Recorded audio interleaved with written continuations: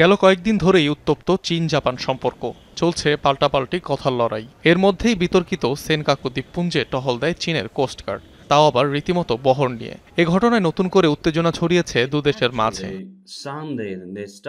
দক্ষিণ চীন সাগরে বিতর্কিত দ্বীপপুঞ্জ সেনকাকু বর্তমানে জাপানের দখলে, তবে এটিকে দিয়াও নাম আখ্যা দিয়ে নিজেদের বলে দাবি করে আসছে চীন। সম্প্রতি এই দ্বীপপুঞ্জটিকে ঘিরে টহল বৃদ্ধি করে চীন, তাই নিয়ে উত্তেজনা তুঙ্গে বেইজিং টোকিওর মধ্যে। একে আন্তর্জাতিক আইন বিরোধী বলে আখ্যা দিয়েছে জাপান। চীনা কোস্টগার্ড জাহাজের এই ধরনের কার্যকলাপ আন্তর্জাতিক আইন বিরোধী। এ বিষয়ে কূটনৈতিক চ্যানেলে তীব্র প্রতিবাদ জানিয়েছি, অবিলম্বে জাপানের জলসীমা ত্যাগ করার অনুরোধ জানিয়েছি। এটা অত্যন্ত দুঃখজনক এবং অগ্রহণযোগ্য। আমরা সতর্কতা বজায় রাখব।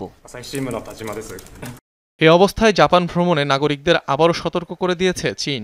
দেশটিতে পড়তে যেতে ইচ্ছুক শিক্ষার্থীদেরও দেয়া হয়েছে সতর্কতা। ক্ষমতায় যেই আসুক না কেন, দুদেশের মধ্যকার চুক্তি সমঝোতাকে সম্মান প্রদর্শনের আহ্বান জানিয়েছে বেইজিং। তাইওয়ানের ওপর চীনের যেকোনো হামলায় সামরিক সাড়া দিবে টোকিও। সম্প্রতি তাইওয়ান ইস্যুতে চীন বিরোধী এমন মন্তব্য করে বিতর্কের জন্ম দেন জাপানের নবনির্বাচিত প্রধানমন্ত্রী সানায়ে তাকাইচি, যার জেরে রেষারেষি শুরু হয় দুদেশের। এ ঘটনার জের ধরে তাইওয়ান ভূখণ্ডের আশপাশে ব্যাপক তৎপরতা বাড়িয়েছে চীন।